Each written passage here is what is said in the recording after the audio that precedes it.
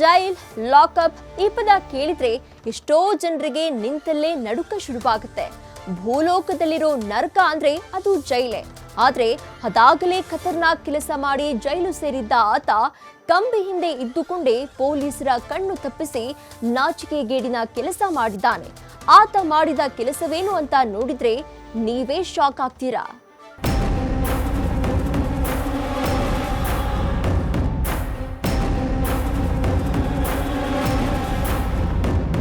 ಸಪ್ತಸಾಗರದಾಚೆ ಈ ಸಿನಿಮಾದಲ್ಲಿ ಹೀರೋ ಮನು ಜೈಲಲ್ಲಿ ಅದೆಷ್ಟು ಕಷ್ಟಪಡ್ತಾನೆ ಅನ್ನೋದು ಸಿನಿಮಾ ನೋಡಿದವರ ಕಣ್ಣಿಗೆ ಕಟ್ಟಿದಂತಿದೆ. ಇದು ಸಿನಿಮಾ, ಆದ್ರೆ ರಿಯಾಲಿಟಿಲಿ ಮನು ಅನ್ನೋ ಕಿಡಿಗೇಡಿ ಕಂಬಿ ಹಿಂದೆ ಇದ್ದುಕೊಂಡೇ ಖತರ್ನಾಕ್ ಕೆಲಸ ಮಾಡಿದ್ದಾನೆ.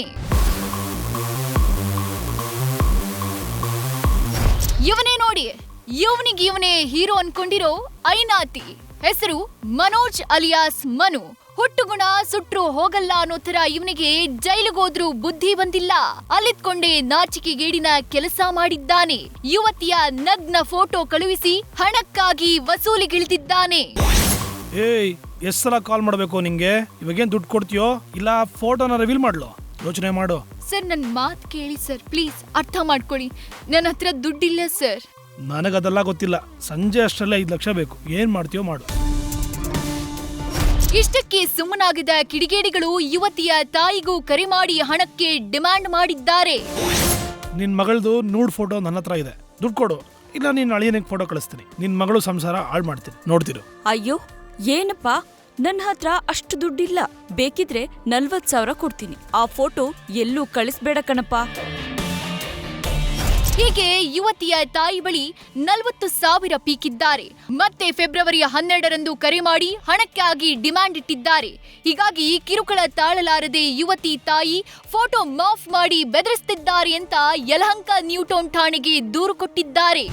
ಒಬ್ಬ ರೌಡಿ ಶೀಟರ್ಗೆ ಅರೆಸ್ಟ್ ಮಾಡಿಬಿಟ್ಟು ಅವನಿಗೆ ನಾವು ಕಸ್ಟಡಿಗೆ ಕಳಿಸಿದ್ವಿ. ಅವನ ಹೆಸರು ಕೆಂಚ ಅಲಿಯಾಸ್ ಮನು ಅಂತ ಹೇಳ್ಬಿಟ್ಟು.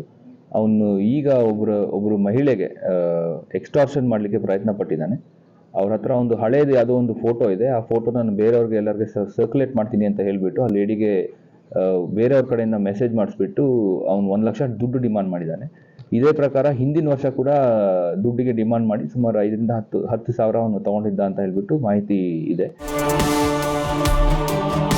ಸದ್ಯ ಪೊಲೀಸರು ಮನುವನ್ನ ಜೈಲಿಂದ ಬಾಡಿ ವಾರೆಂಟ್ ಮೇಲೆ ವಶಕ್ಕೆ ಪಡೆಯೋಕೆ ಪ್ಲಾನ್ ಮಾಡಿದ್ದಾರೆ. ಆದ್ರೆ ಇದೆಲ್ಲದರ ಮಧ್ಯೆ ಮೂಡೋ ಕಟ್ಟ ಕಡಿಯ ಪ್ರಶ್ನೆ, ಜೈಲಿನಲ್ಲಿ ಮನುಗೆ ಮೊಬೈಲ್ ಸಿಕ್ಕಿದ್ದಾದ್ರೂ ಹೇಗೆ ಅನ್ನೋದು. Shivakumar, news first, Bengaluru.